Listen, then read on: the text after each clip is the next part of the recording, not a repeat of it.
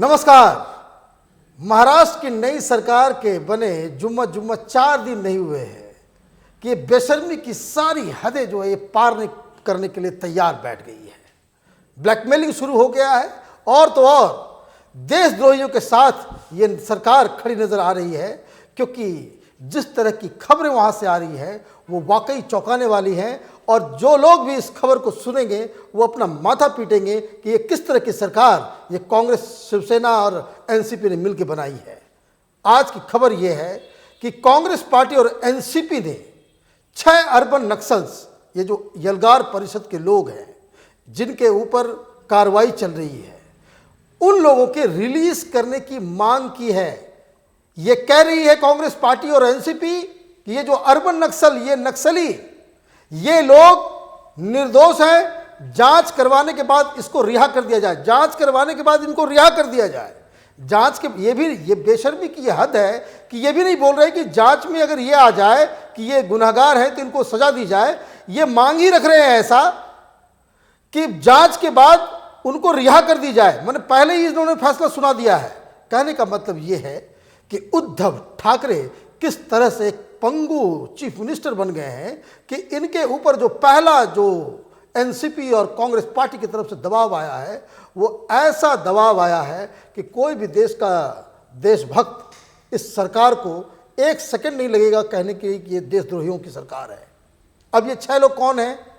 तो बरबरा राव, सोमा सेन, सुरेंद्र गडलिंग, महेश रावत और सुधीर धावले, और तो और एक और बड़ा नाम है इसमें, रोना विल्सन। ये रोना विल्सन वही है जो दिल्ली में गिरफ्तार हुआ था। ये सब के सब अर्बन नक्सल्स हैं। रोना विल्सन इसलिए गिरफ्तार किया गया था क्योंकि इसके कंप्यूटर से बहुत ही सेंसिटिव चीजें खुफिया एजेंसीज को बरामद हुई थी। प्रधानमंत्री की हत्या करने की साजिश में ये आदमी, ये पुलिस का दावा है और इन लोगों को अभी पकड़ के रखा गया है। कांग्रेस पार्टी और एनसीपी महाराष्ट्र सरकार में ये लोग गठबंधन में हैं और इसके प्रवक्ता आकर के बता रहे हैं कि ये लोग निर्दोष हैं।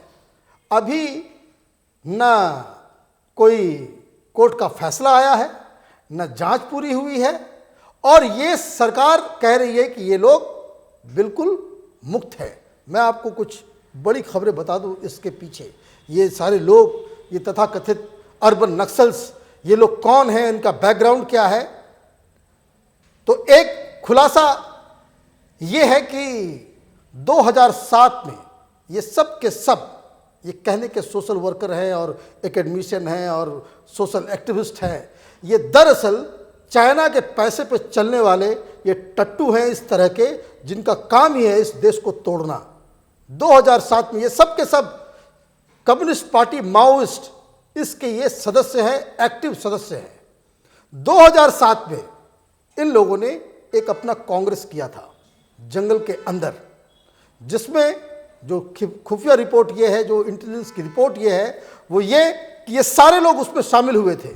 और ये जो बैंड ऑर्गेनाइजेशन है सीपीआई माओइस्ट, मैं आपको बता दूं, ये दुनिया की नंबर 4 सबसे ड्रेडेड, सबसे खतरनाक टेररिस्ट ऑर्गेनाइजेशन है। ये अलकायदा से ज्यादा लोगों को मारने का इनके पास रिकॉर्ड है। ये बहुत सारी ऐसे जो कश्मीर में जिसे हम लेकर के माथा पीटते रहते हैं कि ये जैसे मोहम्मद और लश्कर तौबा, उससे ज्यादा खतरनाक टेररिस्ट ऑर्गेनाइजेशंस हैं ये सीपीआई माओइस्ट। इंटरनेट पर अगर आप गूगल कीजिएगा कि सबसे ज्यादा पिछले 10 साल में हत्या करने वाला टेररिस्ट ऑर्गेनाइजेशंस कौन कौन है, तो इसका नंबर 4 है। मतलब ये ISIS, अलकायदा, इन लोगों के कैटेगरी का ये ऑर्गेनाइजेशन है। तो कहने का मतलब ये है कि ये 2007 में इन लोगों का कांग्रेस हुआ, वहां पे ये लोग बाकायदा इंटेलेक्चुअल बनकर के गए थे और एक रेजोल्यूशन इन्होंने पास की कि सीपीआई माओइस्ट को इस देश के अंदर में ये जो तथाकथित डेमोक्रेटिक सरकार है, ये जो अमीरों की सरकार है, ये तथाकथित ये जो बकवास संविधान है, ये जो पूरा सिस्टम है, इसको उखाड़ फेंकने के लिए यहाँ क्रांति लाने की जरूरत है। और इसके लिए जरूरी है, ये रेजोल्यूशन है सीपीआई माओइस्ट का, कि इस पूरे देश के अंदर में जो शहर में अर्बन नक्सल्स खड़े किए जाएं। ये लोग कौन हैं? तो ये लोग वो हैं जिसको आप सुनते हैं, जेएनयू, ये अर्बन नक्सल्स, ये सारे लोग, ये साम दाम दंड भेद कानूनी पेंच लगा करके स्टूडेंट्स के दिमाग में जहर बो करके ये सारा काम करके इनका पूरा का पूरा एजेंडा यही है कि इस देश में जो डेमोक्रेसी है वो फेक है, वो फर्जी है और इसको बाकायदा ख़त्म करना है। और ऐसे लोगों और मैं आपको ये भी बता दूं, इन लोगों का गठबंधन ISIS के साथ है, इन लोगों का गठबंधन, ये पाकिस्तान से इनकी ट्रेनिंग होती है, पाकिस्तान से इनको हथियार आता है, चाइना से इनको हथियार मिलता है। ये बाकायदा एक इंटरनेशनल ऑर्गेनाइजेशन की तरह ये काम कर रही है। और ये मैं आपको ये भी बता दूं, ये सिर्फ मोदी सरकार की बात नहीं है या बीजेपी का कोई एजेंडा नहीं है। प्रधानमंत्री मनमोहन सिंह ने भी इस अर्बन नक्सल, ये CPI माओइस्ट और इन सब के बारे में कहा था कि देश में के इंटरनल सिक्योरिटी के लिए जो सबसे खतरनाक ऑर्गेनाइजेशन है वो यही नक्सलीज हैं। ये सारे नक्सल्स जो हैं इनको ख़त्म करना बहुत ज़रूरी है। यहाँ तक कि मसला चला गया था UPA सरकार के दौरान, जब चिदम्बरम गृह मंत्री थे, कि आर्मी को बुला करके छत्तीसगढ़ के जंगलों से, आंध्र प्रदेश के जंगलों से, झारखंड के जंगलों में आर्मी ऑपरेशन के तहत इन लोगों को खत्म किया जाए, एनिहिलेशन, इनको बिल्कुल आर्मी ऑपरेशन के तहत जो है इनको खत्म किया, जिस तरह से हम लोग टेररिस्ट को पकड़ते हैं जम्मू कश्मीर के अंदर। लेकिन ये NSC, ये सोनिया गांधी, इन लोगों ने विरोध कर दिया कि नहीं, ये सरकार ये काम नहीं कर सकती, ये तो अपने लोग हैं। और यही वजह है कि जब JNU के अंदर में भारत तेरे टुकड़े होंगे, ये DSU इनका स्टूडेंट ऑर्गेनाइजेशन है, ये जब नाराबाजी होती है तो कांग्रेस के लोग पहुंच जाते हैं वहां पे, राहुल गांधी, ये बताने के लिए कि हम तुम्हारे साथ हैं।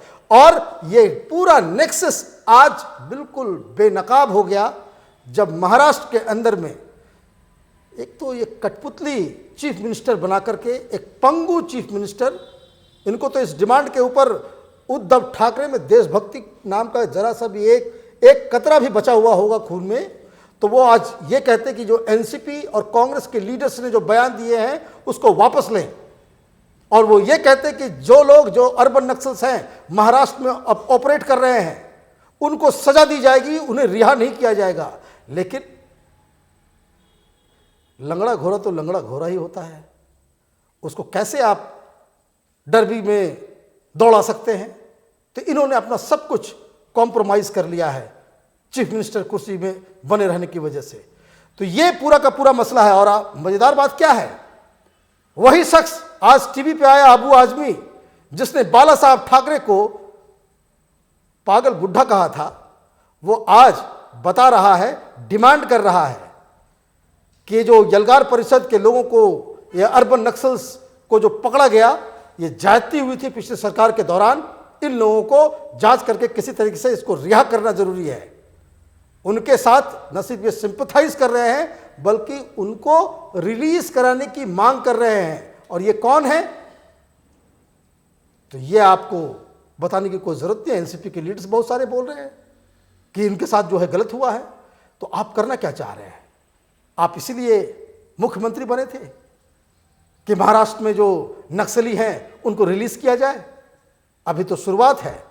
कल ये बोलेंगे कि दाऊद इब्राहिम के गैंग के जितने सारे लोग जेल के अंदर सड़ रहे हैं उनको रिहा किया जाए, वो भी निर्दोष है, क्योंकि बहुत सारी जांच आ रही है, बहुत सारे खुलासे हो रहे हैं, जिसमें NCP के बड़े बड़े लीडर्स का हाथ जो है वो दाऊद इब्राहिम के साथ नजर आ रहा है, कांग्रेस पार्टी के लोगों के नाम आ रहे हैं।